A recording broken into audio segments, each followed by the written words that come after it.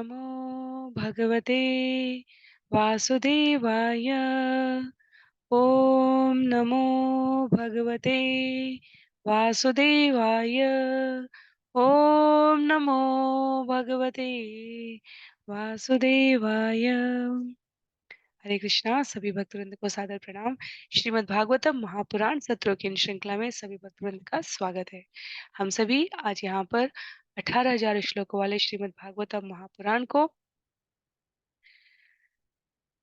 अंतर्राष्ट्रीय कृष्ण भावनामृत संघ के संस्थापक आचार्य कृष्ण कृपामूर्ति श्री श्रीमद् अभय चरणारविंद भक्ति वेदांत स्वामी शिल प्रभुपाद के द्वारा लिखित सुंदर तात्पर्यों के प्रकाश में भक्तों के संग में श्रवण और पठन करने का प्रयास कर रहे हैं। आज सत्र 319 है और सत्र 319 में हम सभी स्कंद 5 अध्याय 20 ब्रह्मांड की रचना का जो विश्लेषण है उसके भाग 2 को श्रवण कर रहे हैं। जैसा सत्रों का प्रारूप है, संक्षिप्त रूप में वर्तमान विषय का अवलोकन, तत्पश्चात मंगलाचरण और उसके बाद एक एक श्लोक को श्रवण और पठन करते हुए हम लोग श्रील प्रभुपाद के सुंदर तात्पर्यों के मार्गदर्शन के प्रकाश में इस विषय को आगे बढ़ेंगे।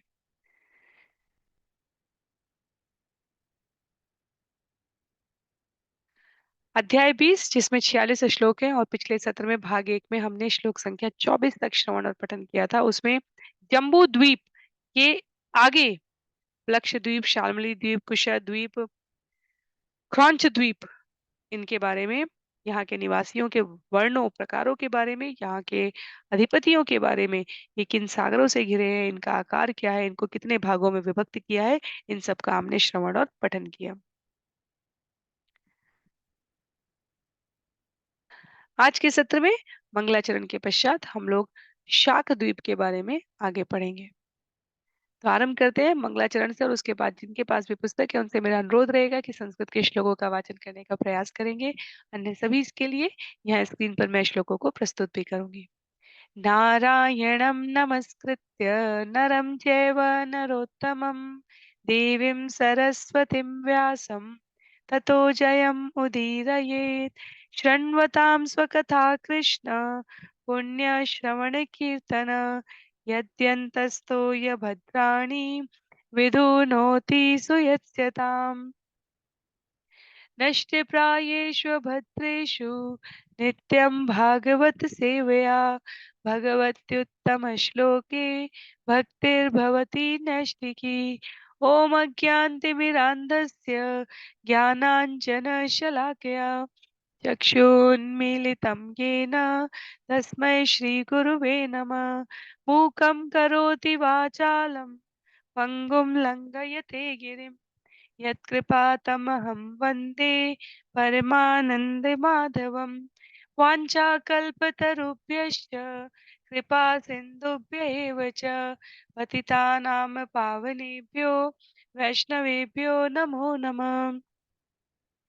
जय श्री कृष्ण चैतन्य प्रभो नित्यानंद श्री अद्वैत गदाधर श्रीवासादि गौर भक्तवृंद।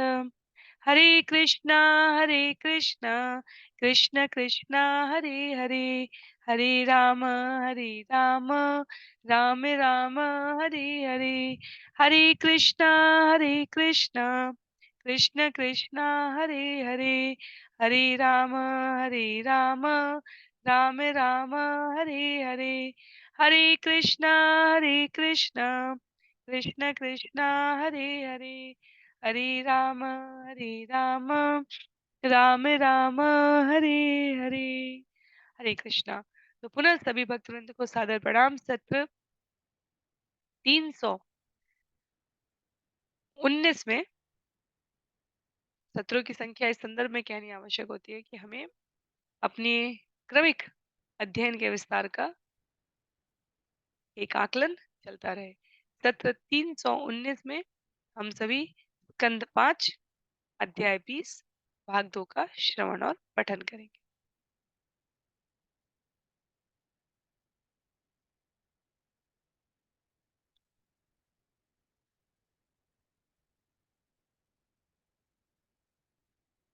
स्कंद 5 अध्याय 20 श्लोक संख्या 25 से आज का सत्र आरंभ करते हुए तस्यापि प्रेयव्रतः एव अधिपति नाम्ना मेधा तिथि स अपि विभज्य सप्तवर्षाणि पुत्र नामानि तेषु स्वात्मजान् पुरोजव मनोजव पवमान धूम्राणि चित्ररेफ बहुरूप विश्वदार संज्ञान निधाप्य अधिपतिन् स्वयं भगवती अनन्ते आवेशित मतितपवनं प्रविवेश इस प्रकार से यहाँ पर कहा गया है इस द्वीप के स्वामी प्रियव्रत के ही पुत्र मेधातिथि थे। उन्होंने भी अपने द्वीप को 7 भागों में विभाजित करके उनका नाम अपने पुत्रों के नाम पर रखा और उन्हें उन द्वीपों का राजा बना दिया। उनके इन पुत्रों के नाम है पुरोजव, मनोजव, पवमान, धुम्रानीक, चित्ररेफ, बहुरूप तथा विश्वधार। इस द्वीप को विभाजित करके अपने पुत्रों को उनका राजा बनाकर मेधापति स्वयं विरक्त हो गए और उन्होंने अपने मन को श्री भगवान के चरणारविंद में लगाने के उद्देश्य से ध्यान योग्य एक तपोवन में प्रवेश किया है। तो ये किसका वर्णन चल रहा है यहाँ पर श्लोक संख्या 23 और 24 में। पिछले सत्र में हमने शाक द्वीप के बारे में पढ़ा। शाक द्वीप जो 5वां द्वीप था, जो प्रत्येक दुगने होते जा रहे हैं, प्लाक्ष से, जम्बू से, प्लाक्ष से, शाल्मली से, कुशर से, क्रौंच से, शाकद्वीप। तो 1 लाख, 2 लाख, 4 लाख, 8 लाख, 32 लाख यहाँ पर अभी वर्णन है। तो 32 लाख योजन हो गया है। क्रौंच द्वीप जैसे क्षीर सागर से घिरा था, वैसे ही शाकद्वीप हमने श्रवण किया था मट्ठे के समुद्र से। चर्ण योगर्ट मट्ठे के समुद्र से घिरा हुआ था। शाक द्वीप में शाक वृक्ष था और उसके नाम पर ही इतना सुगंधित वृक्ष था कि पूरा स्थान सुवासित रहता था उसकी महक से और उसके नाम पर इस द्वीप का नाम शाक द्वीप पड़ा। तो वर्णन किया गया है कि मेधा तिथि पुत्र का नाम है प्रियव्रत के और मेधा तिथि ने भी अन्य द्वीपों के समान जहां जैसे उन द्वीपों के राजाओं ने अपने पुत्रों में विभाजित करने के लिए इसका नाम रखा है, उसी प्रकार मेधा तिथि ने भी इस स्थान को 7 भागों में पुरोजव, मनोजव, धुम्रानी, चित्रदेव, बहुरव इन सब के नाम पर इसको 7 भागों में विभाजित विभाजित किया और समयांतर पर स्वयं भगवान के चरणारविंद में अनुरक्त होने के लिए ध्यान योग्य उपवन में प्रवेश कर गए। उसके पश्चात 7 मर्यादा पर्वत और 7 नदियों का उल्लेख है श्लोक संख्या 26 में। एतेषां वर्ष मर्यादा गिरयः नद्य च सप्त एव ईशान उरु शृंग बलभद्र शतकेशर सहस्रस्त्रोत देवपाल महानस इति अनघा आयुर्दा उभयस्पृष्टि अपराजिता पंचपदी सहस्रश्रुति श्रुतुति निज धृति इति। इन द्वीपों में भी 7 मर्यादा पर्वत तथा 7 ही नदियां हैं। पर्वतों के नाम ईशान, उरुश्रृंग, बलभद्र, शतकेशर, सहस्त्र स्त्रोत, देवपाल तथा महानस है तथा नदियां अनघा, आयुर्दा, उभयस्पृष्टि, अपराजिता, पंचपदी, सहस्त्र श्रुति तथा निज धृति है। तो धृति वहां प्रजापति दक्ष की पुत्रियों में नाम आता था और यहाँ निज धृति तो सभी नाम मैंने पिछले सत्र में जो निवेदन किया था, जो हमने महापुरुषों से विद्वजनों से सुना है कि हमारे संतानों के नाम, वंशावलियों के नाम किसी न किसी शास्त्र के संदर्भ में किसी न किसी अर्थ पर होने चाहिए। बिना अर्थों के नाम हमें किसी दिशा की ओर इंगित नहीं करते, किसी किसी सभ्यता से, किसी धरोहर से, किसी संस्कृति से नहीं जोड़ते। नाम बहुत महत्व के होने चाहिए जिससे कि हम उसे घटना विशेष से, व्यक्ति विशेष से उस संबंध में जोड़ सकें। माता पार्वती के कितने ही नाम हैं जिनको पर्यायवाची शब्द है जो विभिन्न माताओं द्वारा अपनी संततियों के लिए रखे जाते हैं। महादेव के, विष्णु के, राम के, कृष्ण के, केशव, मुरारी, मोहन, गोविंद, अनेक अनेक नाम है और उन नामों को जब भी हम उच्चारण में भी लेते हैं तो हमें उसकी दिव्यता का बोध होता है। इसी प्रकार कन्याओं के नाम है। तो ये एक अनुरोध है, संभव हो तो हम इसका पालन कर सकते हैं। यदि यदि वैधानिक रूप से स्कूलों में, विद्यालयों में ना बदला जा सके, तो मैंने कई भक्तों का व्यक्तिगत अनुभव से ऐसा देखा है कि इस्कॉन से जुड़ने के बाद और शास्त्रों का श्रवण करने के बाद ऑफिशियल नेम बच्चों का कुछ भी है, पर वो घर में बुलाने के लिए उनको किसी न किसी प्रकार अध्यात्म से, धर्म से जोड़ते हुए रखते हैं। तत्पश्चात श्लोक संख्या 27 में, तो ये किसी प्रकार का कोई दबाव नहीं है, ये अनुरोध है नाम के संदर्भ में। ये हम हमारी संस्कृति से जोड़ने के लिए एक बहुत सुंदर सेतु है, इसलिए मेरा ये अनुरोध रहता है। श्लोक संख्या 27 में, तत्वर्ष पुरुषार्थ व्रत सत्यव्रत दानव्रत अनुव्रत नामान भगवन्तं वायुआत्मकं प्राणायाम विधुत रजः तमस परम समाधिना यजन्ते। उन द्वीपों के वासी भी ऋतव्रत, सत्यव्रत, दानव्रत तथा अनुव्रत इन 4 वर्णों में विभक्त हैं, जो ब्राह्मण, क्षत्रिय, वैश्य तथा शूद्र के समान हैं। वे प्राणायाम तथा योग साधते हैं और समाधि द्वारा वायु रूप में परमेश्वर भगवान की उपासना करते हैं। तो बार बार सुखदेव गोस्वामी द्वारा ब्राह्मण, क्षत्रिय, वैश्य, शूद्र के समकक्ष क्यों बताया जा रहा है? क्योंकि भगवत गीता में भगवान ने जो कह दिया वो केवल एक लोक के लिए नहीं है, वो केवल एक देश के लिए नहीं है, कि वो केवल एक समाज के लिए नहीं है, वो समान रूप से भगवान की सृष्टि में पालन हो रहा है, इसका परिचय प्राप्त हो रहा है। इसीलिए मेरे द्वारा जो पंक्ति कही जाती है, जो आचार्यों द्वारा श्रवण की गई है, कि जब हम शास्त्र को सम्यक विधि विधान से गुरु शिष्य परंपरा में पढ़ेंगे, तो हमें सभी तथ्य में, सत्य में, कथाओं में तारतम्यता दिखेगी। तो ब्राह्मण, क्षत्रिय, वैश्य, शूद्र यहाँ इस धराधाम के लिए कहा जा रहा है, जो जन्मना जातिगत श्रेष्ठता के लिए नहीं कहा गया है। गुण, कर्म और स्वभाव से अर्जित दिव्यता के कारण आता है। और अन्य द्वीपों पर भी उनको अलग-अलग नामों से कहा जा रहा है। तो ऋतव्रत, सत्यव्रत, दानव्रत और अनुव्रत यहाँ पर उल्लिखित है।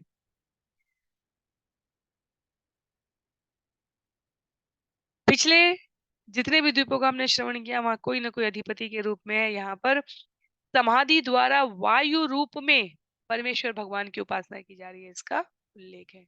आगे क्या कहा गया है?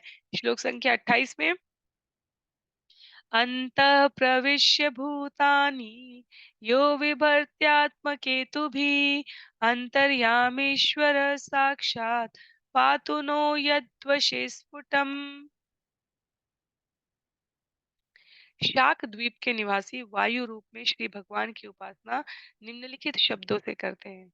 हे परम पुरुष, देह के भीतर परमात्मा रूप में स्थित आप विभिन्न वायुओं यथा प्राण की विभिन्न क्रियाओं का संचालन करने वाले तथा समस्त जीवात्माओं का पालन करने वाले हैं। हे ईश्वर, हे परमात्मा, हे विराट जगत के नियामक, आप सभी प्रकार के संकटों से हमारी रक्षा करें। तो कहीं सूर्यदेव, कहीं चंद्रदेव, कहीं वरुण देव, कहीं वायुदेव, या तो भक्त के रूप में या भगवान के प्रतिनिधि के रूप में प्रकृति में जीवों द्वारा उच्चतर जीव हो, भले ही, पर इस प्रकार पूजित है। तो ये हमारी उस भगवान की सृष्टि की विविधता को और उसी क्षण पर समष्टि चेतना को प्रदर्शित करती है। भगवान अपने स्वांशों से, विभिन्नांशों से, पार्षदों से, प्रतिनिधियों से इस प्रकार या तो भाव विनिमय कर रहे हैं या अपने आप को प्रस्तुत कर रहे हैं। श्लोक संख्या 29 में,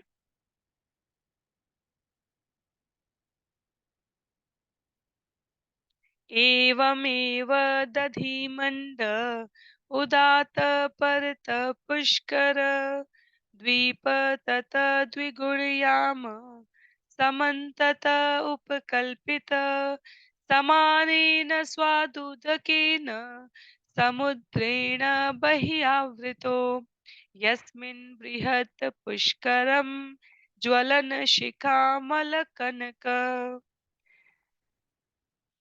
पत्र अयुत अयुतं भगवत कमल आसनस्य अध्यासनं परिकल्पितम्।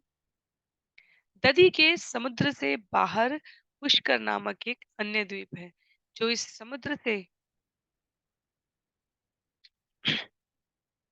दुगनी चौड़ाई वाला अर्थात 64 लाख योजन 5 करोड़ 22 लाख मील है। यह द्वीप अपने ही समान चौड़ाई वाले मधुर जल के सागर से घिरा हुआ है।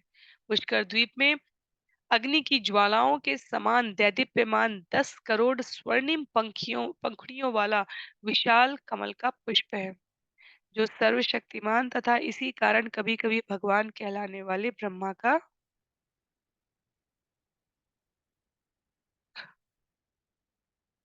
आसन माना जाता है।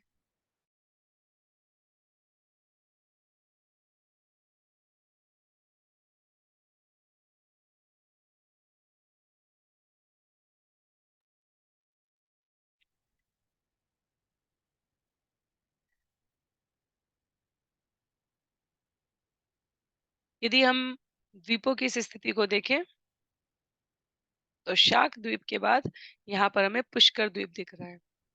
और पुष्कर द्वीप के बारे में क्या कहा जा रहा है? पुष्कर द्वीप जो ये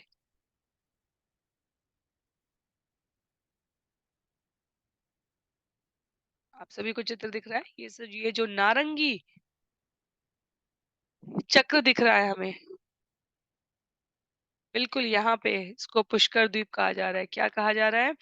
इस पुष्कर द्वीप में 10 करोड़ पंखुड़ियों वाला, कल्पना से भी परे की बात है हमारे लिए, स्वर्णिम पंखुड़ियों वाला विशाल कमल का पुष्प है।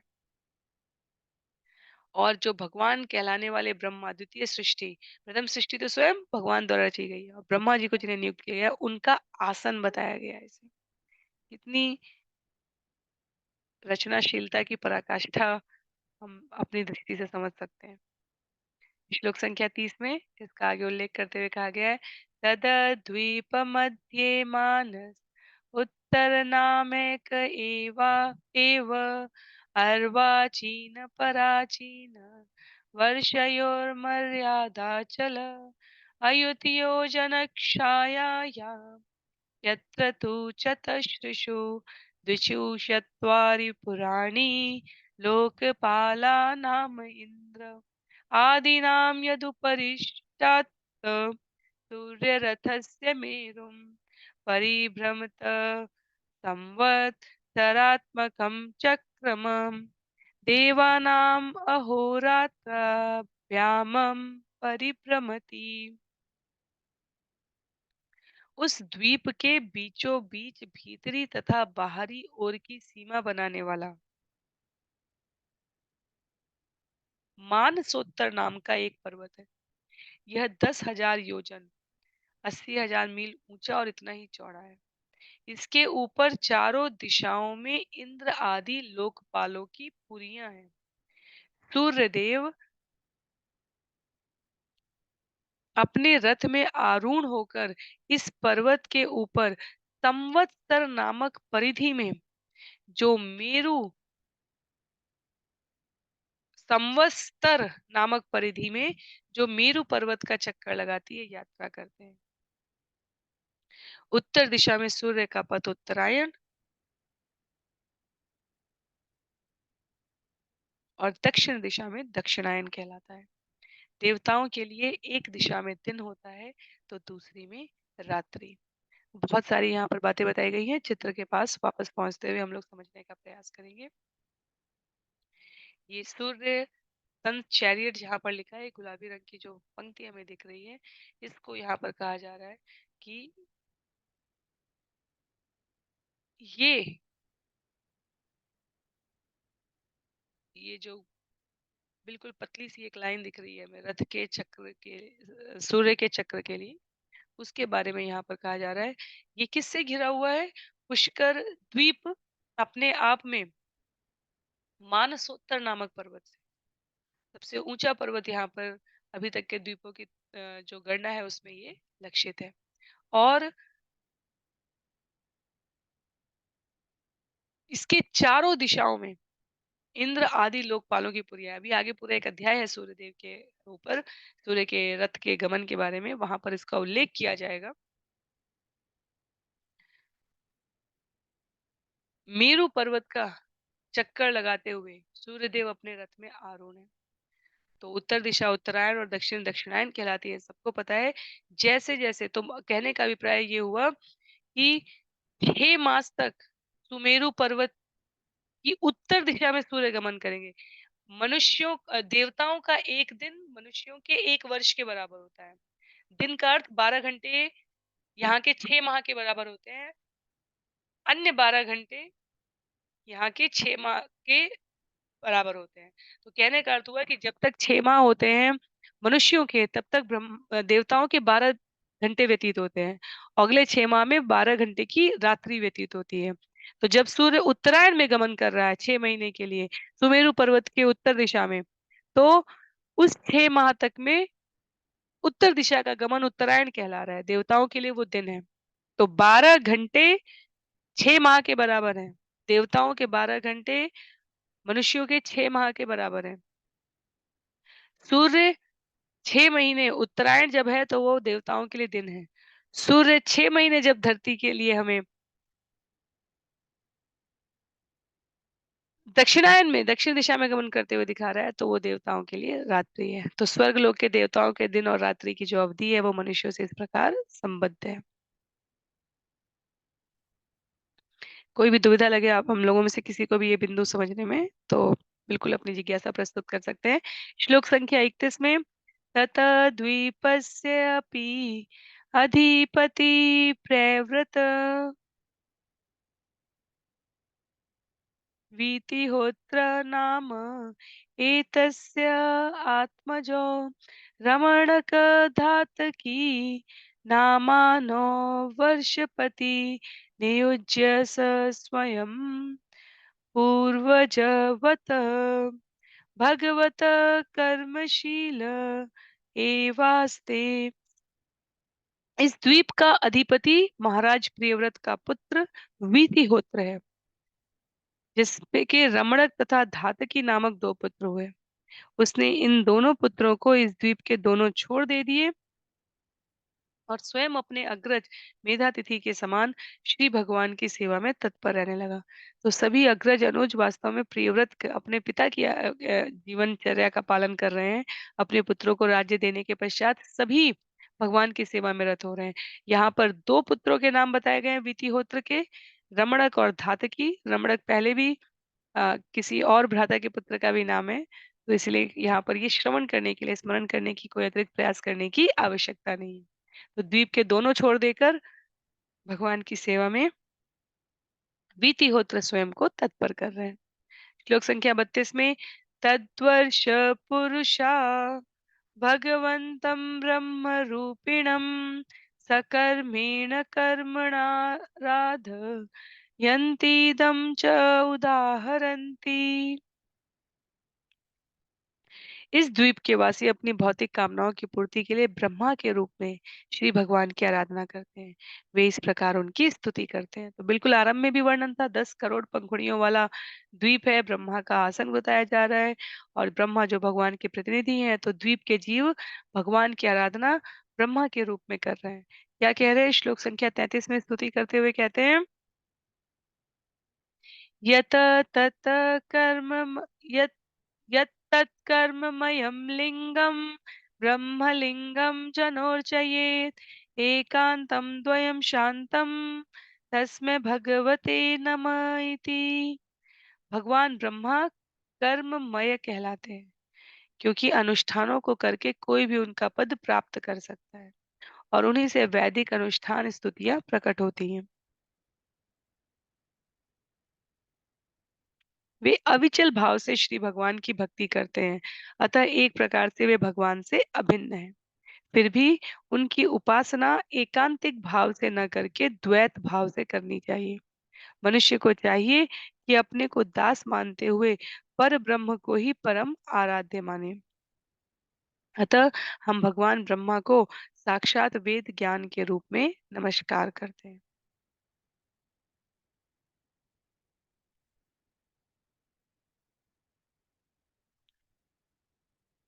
भगवान यहाँ पर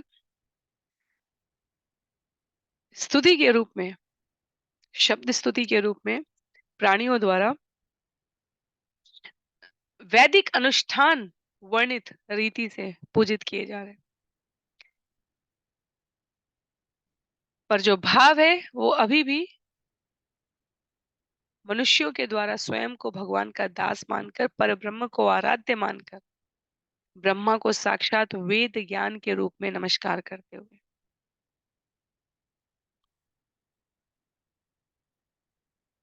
ध्रुव का यदि हम स्मरण करें, बार-बार ध्रुव और प्रहलाद का स्मरण करने इसलिए आवश्यक है क्योंकि वो हमें बिल्कुल व्यवहारिक तरीके से सरलतम रूप में हरि नाम और वेदों के ज्ञान का स्मरण कराते हैं।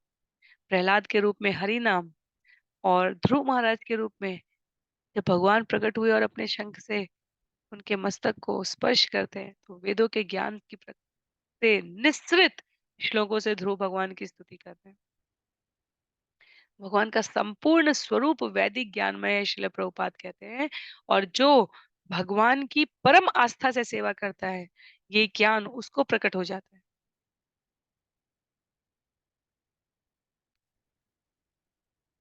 श्लोक संख्या 34 में ऋषि उवाच ततः परस्ताल्लोका लोकनामा चलो लोका आलोकयोरन्तकाले परित उपक्षिप्तः। इसके पश्चात मृदुल जल वाले सागर के आगे तथा इसको पूरी तरह घेरने वाला लोकालोक नामक पर्वत है, जो देशों को सूर्य से प्रकाशित तथा अप्रकाशित इन दो भागों में विभाजित कर देता है। तो पूरा जो हमें यहाँ पर नारंगी चित्र, अ, नारंगी बड़ा वाला जो गोला ये दिख रहा है, ये लोकालोक नामक, इसीलिए इसे स्वर्ण प्रदेश कहा जा रहा है। तो एक बार पुनरावृत्ति के लिए, जम्बू द्वीप खारे पानी से घिरा हुआ है, प्लाक्ष द्वीप इक्षु रस गन्ने के रस से घिरा हुआ है, शाल्मली द्वीप सुरा रस से घिरा हुआ है, कुशा द्वीप घी से घृत से घिरा हुआ है, क्रौंच द्वीप क्षीर से दूध से घिरा हुआ है, शाल्मली द्वीप मट्ठे से छाछ से, टर्न योगर्ट लिखा हुआ है उससे घिरा हुआ है, पुष्कर द्वीप मीठे जल से घिरा हुआ है। तो जो बाहर का नीला बिंदु हमें दिख रहा है वो पुष्कर द्वीप दिख रहा है, क्षमा कीजिए, मीठे जल का सागर दिख रहा है जो पुष्कर द्वीप को घेरे हुए है। और उसके बाद का जो स्थान है उसे लोकालोक पर्वत कहा जा रहा है यहाँ पर।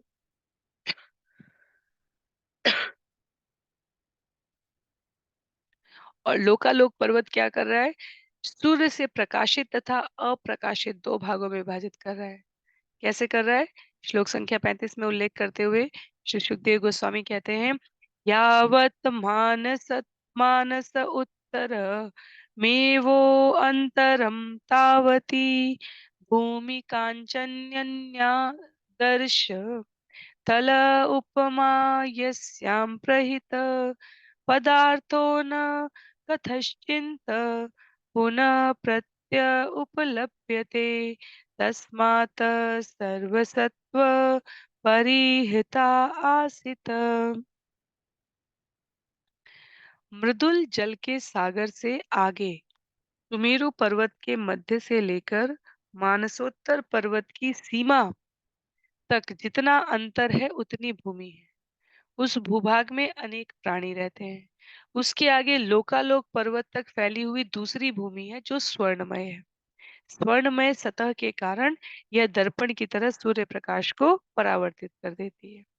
अतः इसमें गिरी हुई वस्तु पुनः नहीं दिखाई पड़ती। फलतः सभी प्राणियों ने इस स्वर्णमयी भूमि का परित्याग कर दिया है। तो जीवों को, भूमि को, प्रदेश को दो भागों में ये लोकालोक इस प्रकार से, लोकालोक लोक के साथ जो आलोक है जिसमें कुछ और नहीं दिखाई पड़ता, इस प्रकार से विभक्त कर रहा है। क्या कहा गया है छंद संख्या 36 में? लोकालोक इति समाख्यायत अनेन अचलेन लोक अलोकस्य अंतर्वर्तिना अवस्थाप्यते। जीवात्माओं से युक्त तथा बिना प्राणियों वाले देशों के मध्य में एक विशाल पर्वत है जो इन दोनों को पृथक करता है। अतः ये लोकालोक नाम से विख्यात हो गया है। तो कितनी दिव्यता के साथ ये सारा प्रस्तुतिकरण है। जन्म संख्या 37 में सलोकत्रयान्ते परित ईश्वरेणे विहितो यस्मात् सूर्यादीनां ध्रुवापवर्गाणां ज्योतिर्गणानां गभ तयोर्वाचिनां त्रिलोका न वितन्वाना न कदाचित् पराचीना भवितम् उत्सहन्ते तावत् उन्नहनायाम। श्री कृष्ण की परम इच्छा से लोकालोक नामक पर्वत तीन लोकों भूलोक, भुवर्लोक तथा स्वर्गलोक की बाहरी सीमा के रूप में स्थापित किया गया है, जिससे संपूर्ण ब्रह्मांड में सूर्य की किरणों का नियंत्रण किया जा सके। सूर्य से लेकर ध्रुवलोक तक, ध्रुवलोक एवं सारे नक्षत्रों, इन तीनों लोकों में इस पर्वत के द्वारा निर्मित सीमा के अंतर्गत अपनी किरणें बिखेरते हैं। चूंकि यह पर्वत ध्रुवलोक से भी ऊंचा है, अतः यह नक्षत्रों की किरणों को अवरुद्ध कर लेता है, जिससे वे कभी भी इसके बाहर प्रसारित नहीं हो पाते। हमारी कल्पनाशीलता से ऊपर की रचना है ये। लोकालोक को ध्रुवलोक से ऊपर तक की ऊंचाई का बताया गया है, इसलिए भूलोक, भूवर्लोक और स्वर्गलोक इनकी सीमा स्थापित कर रहा है।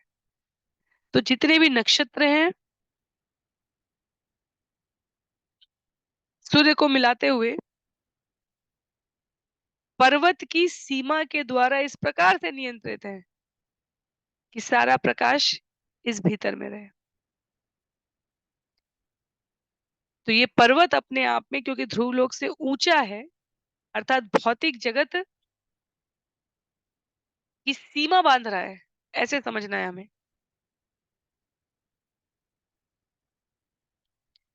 सूर्य की किरणें जो ब्रह्मांड के विभिन्न लोकों में वितरित हो रही है,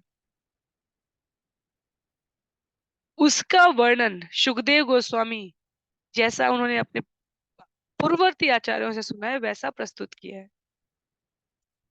तो ज्ञान हमें लग सकता है कि 5000 वर्ष पहले सुखदेव गोस्वामी महाराज दीक्षित को बता रहे हैं, और शास्त्र कहते हैं कि ज्ञान बहुत पहले से उपलब्ध था। आधुनिक विज्ञान जो कुछ 100 वर्षों पुराना है, वो इसकी टिप, अग्रभाग भी नहीं स्पर्श कर सकता। और श्रीमद् भागवतम के माध्यम से हमें ये सारी अथाह जानकारी प्राप्त हो रही। और सत्य रूप में श्रील प्रभुपाद या तात्पर्य में कहते हैं, हम जिस लोक में रहते हैं उसके बारे में भी हमें सही से ज्ञान नहीं है, तो अन्य द्वीपों और लोकों की क्या बात की जाए।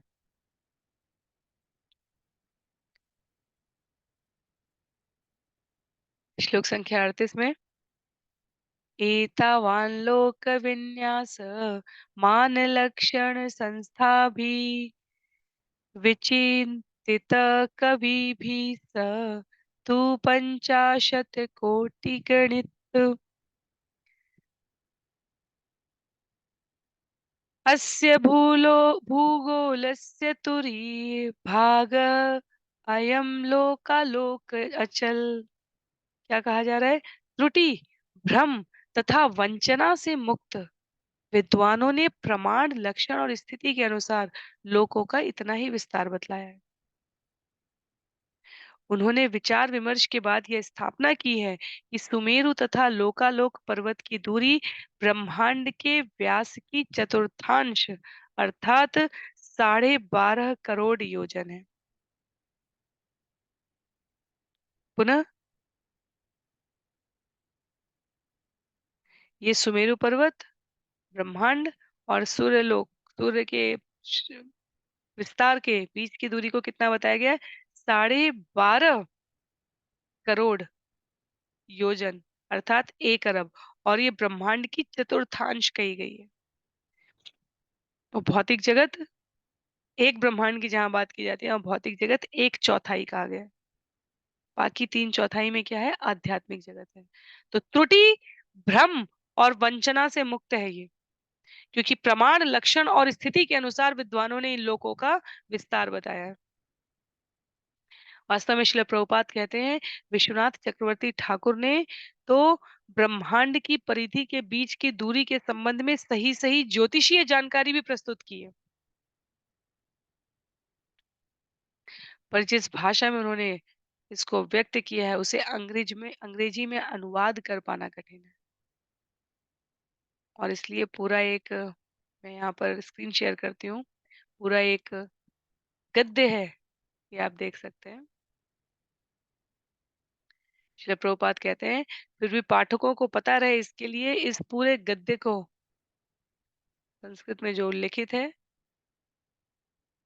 इसको यहाँ पर प्रस्तुत किया गया है।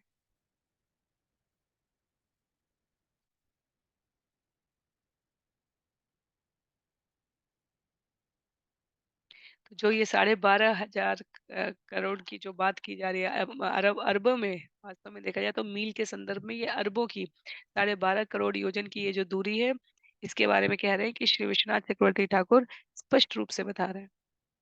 ये द्वीपों की स्थिति, ये सागरों की स्थिति, ये पर्वतों की स्थिति, ये सुमेरु पर्वत से लेकर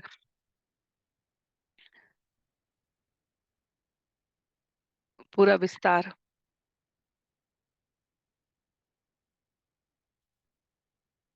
छंद संख्या 39 की ओर बढ़ते हैं।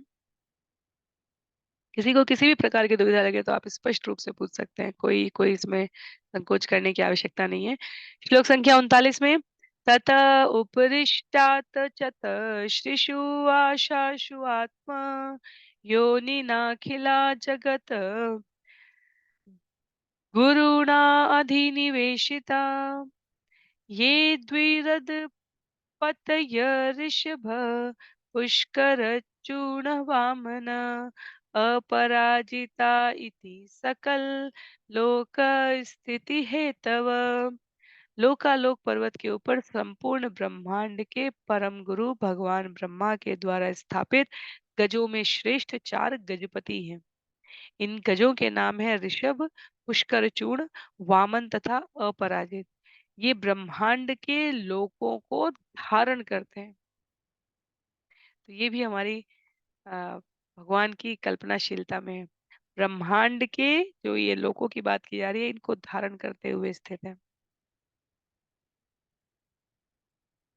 छंद संख्या 40 में तेषां स्वविभूतीनां लोकपालानां च विविध वीर्य उपबृंहणाय भगवान् परमः पुरुष महाविभूतिपति अंतर्यामी आत्मन विशुद्ध सत्वं धर्म ज्ञान वैराग्य ऐश्वर्यादि अष्टमहासिद्धि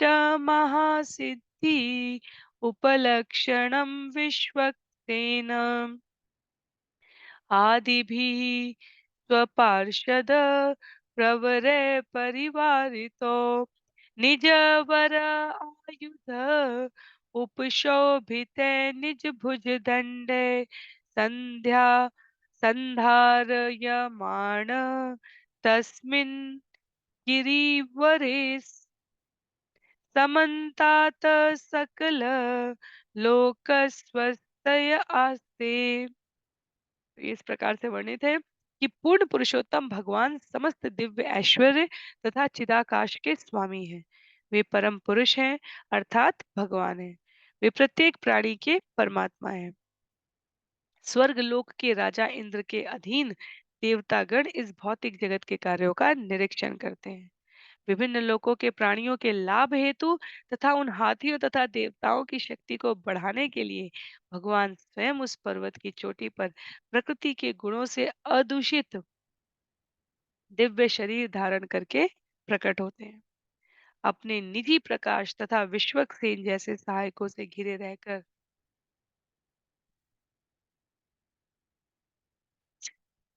वे अपने पूर्ण ऐश्वर्य यथा ज्ञान तथा धर्म एवं अपनी शक्तियों यथा अणिमा लघिमा तथा महिमा को प्रदर्शित करते हैं। वे सुअलंकृत हैं और अपनी चारों भुजाओं में विविध आयुध धारण किए हुए हैं। तो एक जो मोटे मोटा हमें अनुमान लगना चाहिए सीमित इंद्रिय क्षमता से, वो यहाँ पर प्रदर्शित किया गया है। अंततः पर्याप्त मात्रा में शक्ति प्राप्त हो सके, सौष्ठव प्राप्त हो सके, क्षमता प्राप्त हो सके, ऐश्वर्य प्राप्त हो सके, उसके लिए भगवान स्वयं अपनी शक्तियों, अपने सहाय को अपने निजी प्रकाश से चारों भुजाओं में विविध आयु धारण करके उपस्थित हैं। छंद संख्या 41 में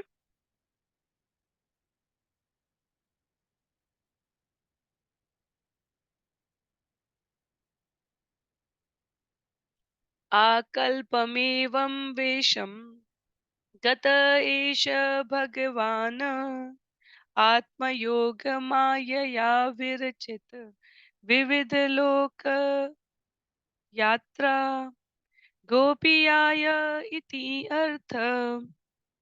क्या कहा गया है? पूर्ण पुरुषोत्तम भगवान के विविध रूप यथा नारायण तथा विष्णु विभिन्न आयुधों से अलंकृत है। श्री भगवान अपनी योग माया से उत्पन्न समस्त लोकों का पालन करने के लिए इन रूपों को प्रकट करते हैं।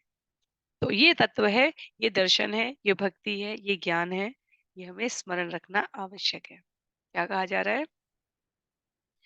पूर्ण पुरुषोत्तम भगवान श्री कृष्ण विविध रूप, चाहे नारायण रूप हो चाहे विष्णु रूप हो, विविध आयुधों के साथ अलंकृत होकर स्वयं को प्रस्तुत करते हैं। और उन पूर्ण पुरुषोत्तम भगवान के विभिन्न शक्तियों के समुच्चयों द्वारा इस जगत का संचालन हो रहा है। तो योग माया से उत्पन्न लोकों का पालन करने के लिए भगवान द्वारा इन रूपों को प्रकट किया गया है, ये यहाँ पर उल्लेखित है। चाहे भौतिक सृष्टि का आरंभ से लेकर अंत हो, चाहे दिव्य लोक का पालन पोषण हो, भगवान के द्वारा सब कुछ संचालित हो रहा है, प्रत्यक्ष या अप्रत्यक्ष, मूल में स्वयं भगवान है। श्लोक संख्या 42 में कहा गया है, यह अंत विस्तारे तेन ही आलोक परिमाणम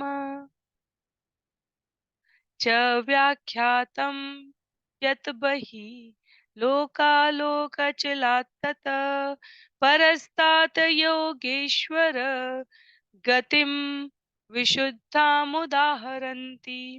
हे राजन, लोकालोक पर्वत के बाहर आलोक वर्ष है, जो पर्वत के भीतरी चौड़ाई के विस्तार के बराबर, अर्थात 12.5 करोड़ योजन 1 अरब मील तक विस्तीर्ण है।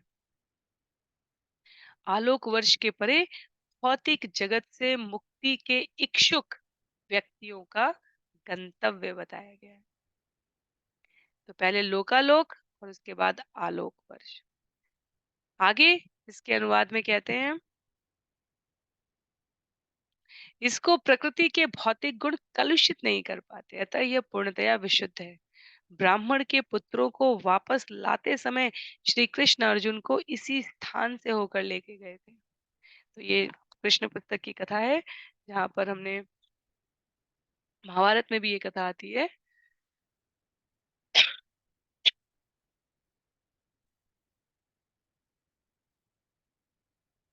जब अर्जुन के बारे में कहा गया है कि अर्जुन की आंखें बिल्कुल चकाचौंध युक्त हो जाती हैं, क्योंकि यदि हम लोकों की द्वीपों की स्थिति को देखें तो ये जो नारंगी रंग का चौड़ा हमें दिख रहा है, ये लोकालोक है। और इसके बाद ये जो कमल की पंखुड़ियों का विस्तार सहित ये पूरा बाहरी, बिल्कुल बाहरी आवरण जो हमें दिख रहा है, इसे आलोक वर्ष कहा गया। तो भौतिक कल्मश से युक्त, भौतिक गुणों से प्रभावित व्यक्ति यहाँ प्रवेश नहीं करते। जो भौतिक गुणों के परे हो चुके हैं, यहाँ से वो आरंभ होता है स्थान, ये पूर्णतया विशुद्ध स्थान कहा गया है। और श्लोक संख्या 43 में, अभी आगे आगे के अध्यायों में ये सब वर्णन, बहुत जानकारी परक वर्णन है जो हमें श्रवण करने को मिलेगा। तो यहाँ श्लोक संख्या 43 में कहा गया है, अंड मध्य गत सूर्य द्याव आभूम्यो यतंतरम सूर्य अंड गोलयो मध्ये कोट्य पंचविंशति। सूर्य इस ब्रह्मांड के मध्य में भूलोक तथा भूवर्लोक के मध्यवर्ती भाग में स्थित है, जिसे अंतरिक्ष कहते हैं। सूर्य तथा ब्रह्मांड की परिधि के बीच की दूरी 25 कोटि योजन 3 अरब मील बताई गई है। और वास्तव में यदि अम,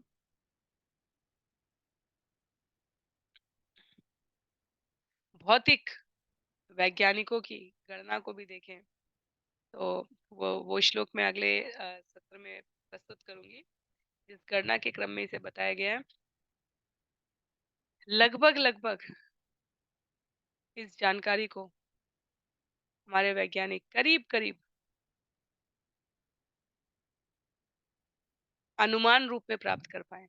प्रमाण रूप में तो हमें शास्त्रों में ही मिलता है। वैज्ञानिक जो प्रस्तुत कर रहे हैं वो अनुमान रूप में है, और अनुमान का जो आधार है, वो भी कहीं न कहीं शास्त्रों में वर्णित इन श्लोकों, इन छंदों, इन पंक्तियों के ज्ञान से उद्धृत है। संभव रहेगा तो आप लोगों को वो शेयर किया जाएगा, जहाँ पर पृथ्वी से सूर्य की दूरी, ब्रह्मांड की परिधि से सूर्य की दूरी, सुमेरु पर्वत से सूर्य की दूरी, ये जो विभिन्न गणनाएँ हम लोग गणित के संबंध में यहाँ पर श्रवण कर रहे हैं, वो हमारे आचार्यों द्वारा यहाँ श्रीमद् भागवतम में वर्णित है, आचार्यों द्वारा अन्य स्थानों पर भी उसे प्रस्तुत किया गया है। तो सूर्य से ब्रह्मांड के सिरे तक की दूरी 2 अरब मील की है, और ब्रह्मांड के व्यास, इस श्लोक में वो पूरी गणित बता दी गई है।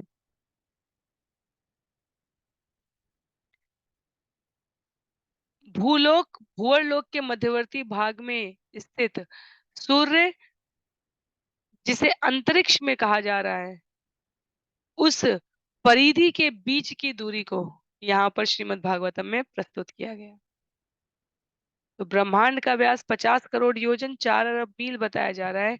चूंकि सूर्य मध्य में स्थित है, इसलिए 25 करोड़ योजन, 50 करोड़ जो है ब्रह्मांड का व्यास है, सूर्य मध्य में है, तो त्रिज्या के बराबर हुआ, रेडियस के बराबर हुआ, और त्रिज्या कितनी बताई जा रही है? 25 करोड़ योजन के बराबर आकी गई है। ना प्रामाणिक ज्ञान है ये। श्लोक संख्या 24 में, 44 में, मृते अंडे एष एतस्मिन् यत् अभूत मार्तण्ड इति व्यपदेश हिरण्यगर्भ इति यत् हिरण्य समुद्भव। सूर्यदेव वैराज अर्थात समस्त जीवात्माओं के लिए संपूर्ण भौतिक शरीर भी कहलाते हैं। ब्रह्मांड की सृष्टि के समय ब्रह्मांड के अंडे के भीतर प्रवेश करने के कारण वे मार्तंड भी कहलाते हैं। हिरण्यगर्भ ब्रह्मा से भौतिक शरीर प्राप्त करने के कारण वे हिरण्यगर्भ भी कहलाते हैं। ये सब सूर्यदेव के पर्यायवाची हैं, जिन्हें यहाँ पर प्रस्तुत किया गया है। क्या कहा जा रहा है? ब्रह्मा से भौतिक शरीर प्राप्त करने के कारण हिरण्यगर्भ कहला रहे हैं। ब्रह्मांड के अंडे के भीतर प्रवेश करने के कारण मार्तंड कहला रहे हैं। वैराज उनका दूसरा नाम है, क्योंकि वो जीवात्माओं के लिए संपूर्ण भौतिक शरीर भी कहलाते हैं।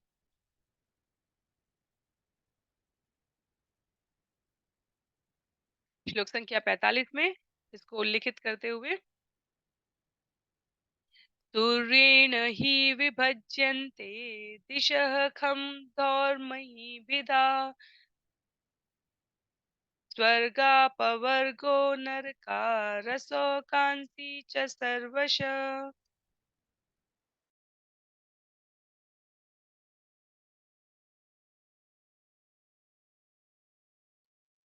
हे राजन, सूर्यदेव तथा सूर्यलोक ब्रह्मांड की समस्त दिशाओं को विभाजित करते हैं। सूर्य की उपस्थिति के कारण ही हम समझ पाते हैं कि आकाश, स्वर्गलोक, यह संसार तथा पाताल लोक क्या है। सूर्य के ही कारण हम जान पाते हैं कि भोग या मोक्ष के स्थान कौन-कौन से हैं, और कौन से नरक तथा अतल आदि लोक हैं। क्योंकि सूर्य विभाजित कर रहा है, भूलोक, भूवर्लोक के मध्य में स्थित स्थान जिसे अंतरिक्ष कहा जा रहा है, और जहाँ से आलोक वर्ष में हम देख रहे हैं कि उससे पहले परावर्तित होकर सभी प्रकार का प्रकाश यही ब्रह्मांड तक रह जा रहा है। तो सूर्य उस स्थान को विभाजित कर रहा है, जहाँ से आकाश, स्वर्ग, लोक, संसार, पाताल विरत हो रहे हैं आध्यात्मिक जगत से। और इसलिए कहा जा रहा है कि सूर्य देव की, सूर्य लोक की उपस्थिति के कारण ही विभिन्न लोकों का ज्ञान प्राप्त हो रहा है। तो इस अध्याय का अंतिम श्लोक है श्लोक संख्या 46। देवतिर्यक् मनुष्याणां सरीसृप सविरुधां सर्वजीवनिकायानां सूर्यात्मा दृगेश्वर। सूर्य लोक से सूर्यदेव द्वारा प्रदान की जा रही ऊष्मा तथा प्रकाश पर ही समस्त जीवात्माएं, जिनमें देवता, मनुष्य, पशु, पक्षी, कीट, रेंगने वाले जीव, लताएं तथा वृक्ष सम्मिलित हैं, निर्भर हैं। सूर्य की ही उपस्थिति में सभी प्राणी देख सकते हैं, इसलिए वह दृग ईश्वर अर्थात दृष्टि के ईश्वर कहलाते हैं। तो यहाँ श्रीमद् भागवतम हमें स्पष्ट कर रहा है कि एक ब्रह्मांड में एक सूर्य है। वैज्ञानिकों द्वारा कहा जाता है, उन्हें लगता है कि ब्रह्मांड की इस निस्सीम सीमा में अनेकों सूर्य, सूर्य से भी बड़ा कुछ है, ऐसा असत्य है। एक ब्रह्मांड का एक सूर्य है। ये चित्र जो हम लोग बार बार संदर्भ के लिए प्रयोग कर रहे हैं, इसमें इसकी पूरी विशालता का हमें अनुभव हो रहा है। तो सूर्य कोई विज्ञान की बिग बैंग थ्योरी की एक भाषा ये भी है, जिसमें कहा गया है कि 2 उल्कापिंड टकराए, एक अत्यंत ठंडा हो गया, एक अत्यंत गर्म हो गया। जो ठंडा हो गया वो पृथ्वी है, जो गर्म हो गया वो सूर्य है। जो गर्म है वो एक भट्ठी के समान है और जब उसकी सारी ऊष्मा समाप्त हो जाएगी तो वो बुझ जाएगा और बुझ के जैसे टूटा हुआ तारा गिरता है वैसे गिर जाएगा। ये सत्य नहीं है। पर हाँ, विद्यालयों में, कॉलेजों में जो पढ़ाई है, जो परीक्षा के लिए आवश्यक नंबर के लिए जो ज्ञान प्रस्तुत करना है, वो जैसा लिखा है वो उसी भाव में हमें व्यक्त कर देना है। पर जो सनातन हमें ज्ञान दे रहा है वो स्पष्ट रूप से पृथ्वी तो 1 वर्ष का द्वीप का भाग बताई गई है। अन्य ऐसे अनेक स्थानों को उल्लिखित करते हुए इस पूरे विवरण को यहाँ प्रस्तुत किया गया है। इसीलिए ये जिनकी जिनकी वास्तव में भौगोलिक स्थिति, सांसारिक स्थिति, लोकों की स्थिति, आध्यात्मिक स्थिति स्थान के रूप में देखने में रुचि है, उनके लिए ये अध्याय बहुत महत्व का है। अंततः एक ब्रह्मांड में एक सूर्य है, इसमें कोई दुविधा नहीं होनी चाहिए हमें। आगे यदि मेरा स्मरण सही है, तो आगे अध्याय 21 पूरा सूर्य की गतियों के वर्णन के बारे में है, क्योंकि अध्याय समाप्त हो रहा है, तो पूरा आगे का जो वर्णन है, वो सूर्य की गति के बारे में। सूर्य यहाँ पर विश्वनाथ चक्रवर्ती ठाकुर का उद्धरण देते हुए श्रील प्रभुपाद कह रहे हैं, सूर्य आत्मा आत्मते बेनोपास्य। क्या कहा गया है? सूर्य समस्त प्राणियों का जीवन और आत्मा है इस ब्रह्मांड में और इसलिए ये उपास्य है। तो जो गायत्री मंत्र का जप है, उसमें हम सूर्य देव की उपासना कर रहे हैं। जैसे भगवान इस पूरी सृष्टि के प्राण है, जीवन है, वैसे ही सूर्य ब्रह्मांड का प्रतिनिधित्व कर रहा है, भगवान का, ब्रह्मांड की जीवन और आत्मा का। ऐसे अनेक ब्रह्मांड हैं जिनके लिए सूर्यदेव जीवन और आत्मा है। तो एक ब्रह्मांड में एक है।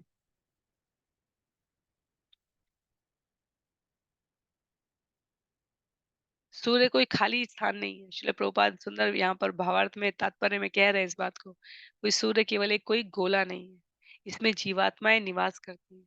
सबसे पहला ज्ञान भगवत गीता में भगवान ने, यदि हमें स्मरण हो, तो उन्होंने कहा कि सूर्य देव को विवस्वते योगम, इमं विवस्वते योगम प्रोक्तवानहम अव्ययम, वहां पर प्रस्तुत किया है।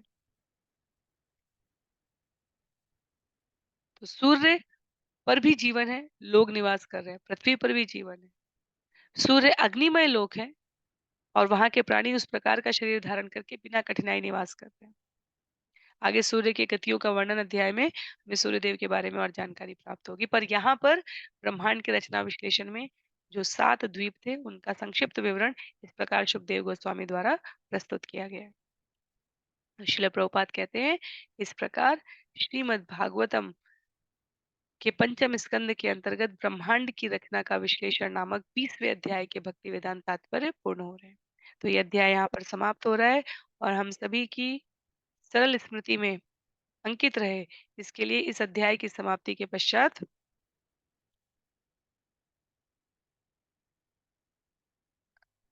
537 श्लोकों का हमने श्रवण किया है स्कंद 5 से और 4589 श्लोकों का श्रवण किया है पूरे श्रीमद् भागवतम से। तो अगले अध्याय में अध्याय 21, जिसका नाम है सूर्य की गतियों का वर्णन, वहां पर हम सूर्य देव के बारे में, जो इस ब्रह्मांड के जीवन और आत्मा है, जैसे भगवान इस संपूर्ण सृष्टि के जीवन और आत्मा है, के बारे में और श्रवण और पठन करेंगे। आज के लिए सत्र को यहीं पर समाप्त करते हैं। श्रील प्रभुपाद की जय, श्रील गुरुदेव की जय, अनंत कोटि वैष्णव वृंद की जय, श्रीमद् भागवतम महापुराण की जय। हरे कृष्ण।